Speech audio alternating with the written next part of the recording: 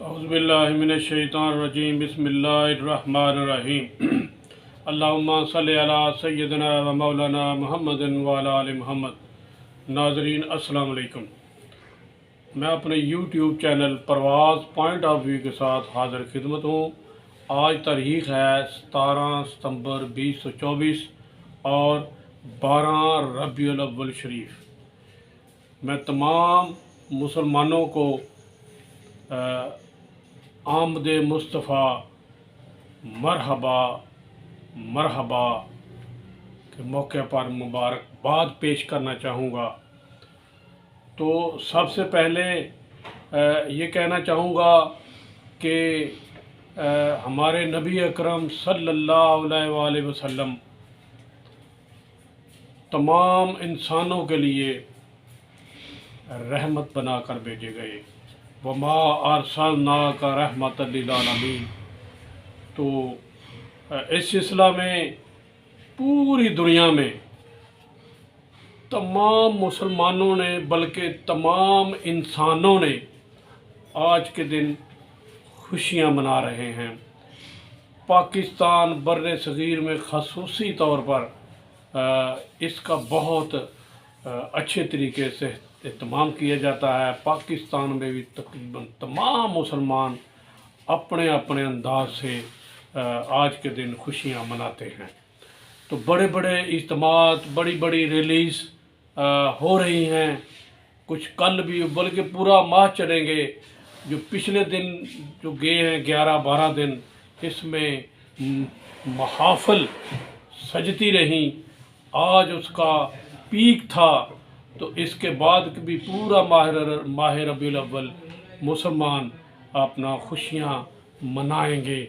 नातों के गजरे होंगे और लोगों की खुशियाँ होंगी।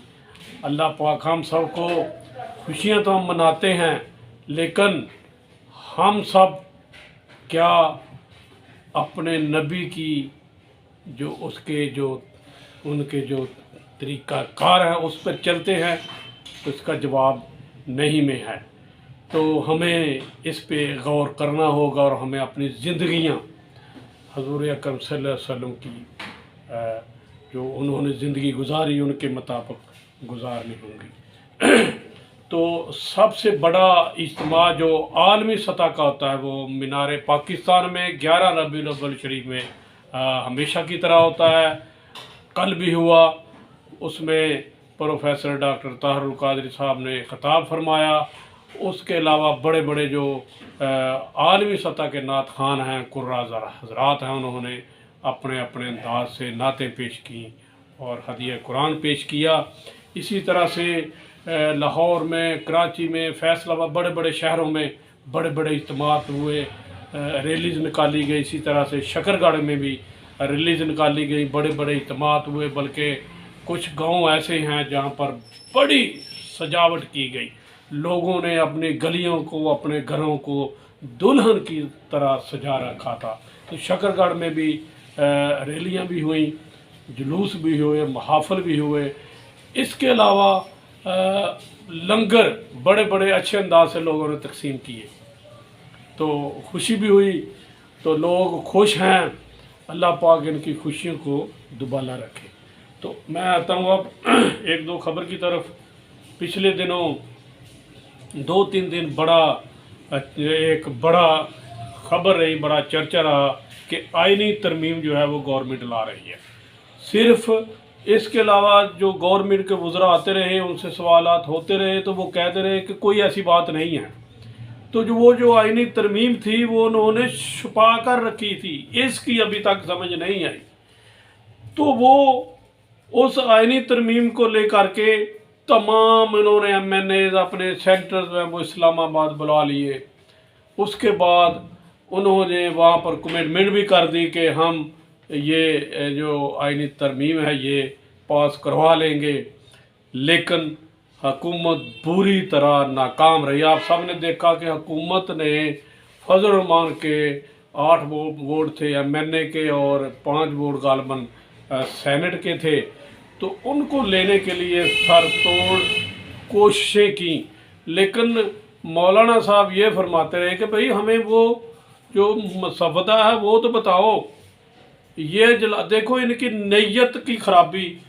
अजलास बुला लिए, टाइमिंग दे दी, अभी तक मसवदा सामने नहीं आया। उसके बाद काबीना का भी इजलास ये टालते रहे। जब तक फजल रहमान नहीं मानेगा हम इस मसवदे को काबीना में भी पेश नहीं करेंगे। काबीना में पेश होगा, उसके बाद असम्बली में जाना था।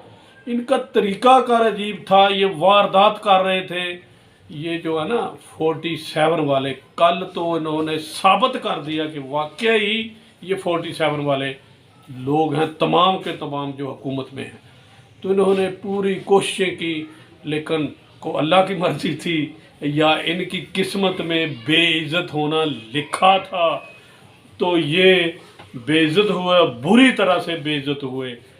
तो अब ये बहाने बना रहे हैं, 10 दिन बाद लेके आएंगे, 15 दिन के बाद लेके आएंगे। अब ये लेके नहीं आ सकेंगे, क्योंकि अब वो जो इनका था ना मसवदा, वो सामने आ गया। उस पर इतनी तनकीद हो रही है कि जो वकला है, जो इस बात को समझते हैं, उन्होंने तहरीक ऐलान कर दिया इनके खिलाफ, अगर ये लेकर आते हैं ये आईनी तरमीम।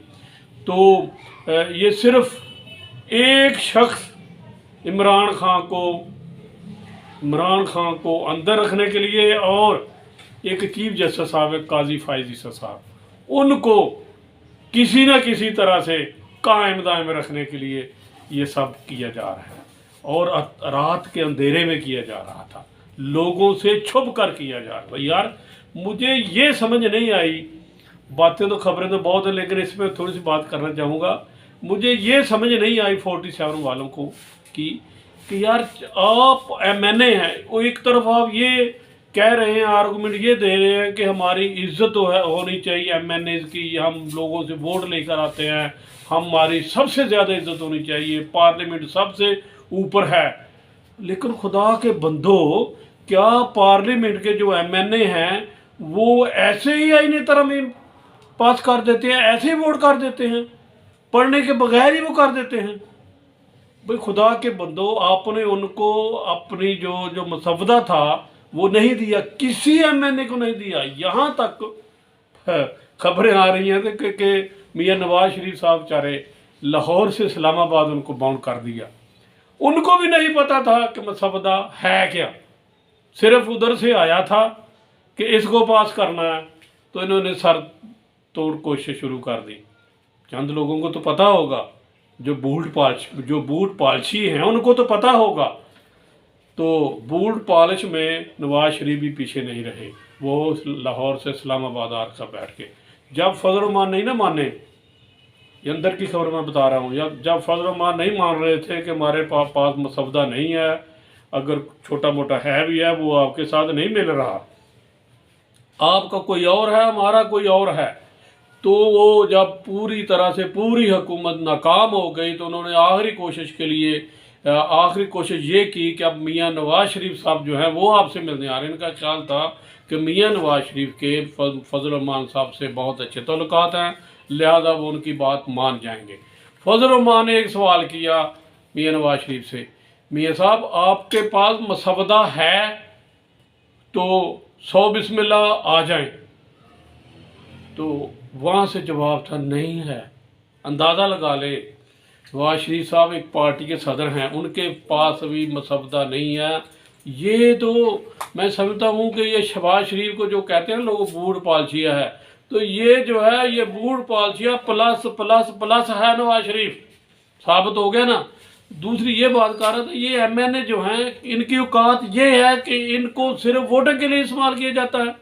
इनको सिर्फ लोगों को ये बताया जा रहा है कि इनकी बहुत इज्जत है, पार्लियामेंट सबसे ऊपर है, लोगों को वोट लेकर हम आते हैं। खुदा के बंदों, पहली तो बात है आप वोट लेके नहीं आए हैं, आप 47 के ज़रिए आए हैं। दूसरी बात ये है कि ये आपको खुदा का खौफ ही नहीं है कि बगैर पढ़े ये लोग अब वोट देते हैं।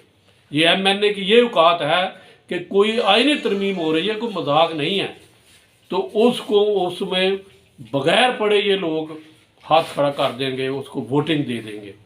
ये है इस पार्लियामेंट की औकात, ये है इस पार्लियामेंट की हैसियत।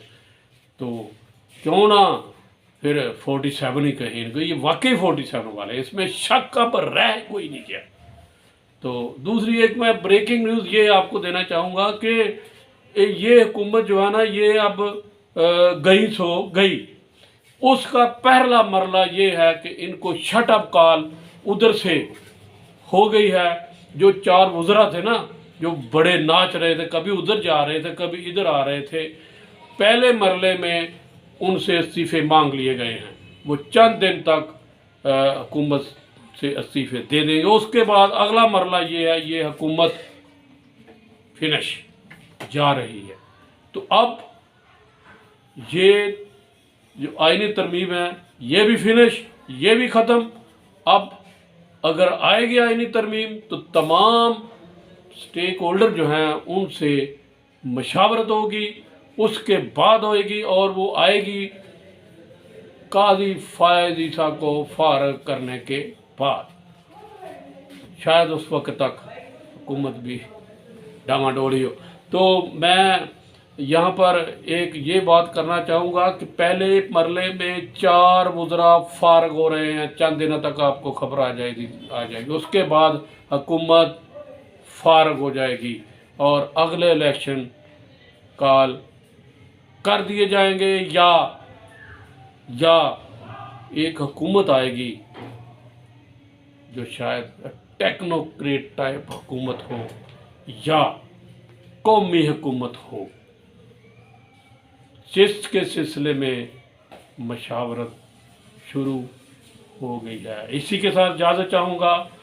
बहुत शुक्रिया। अस्सलाम वालेकुम।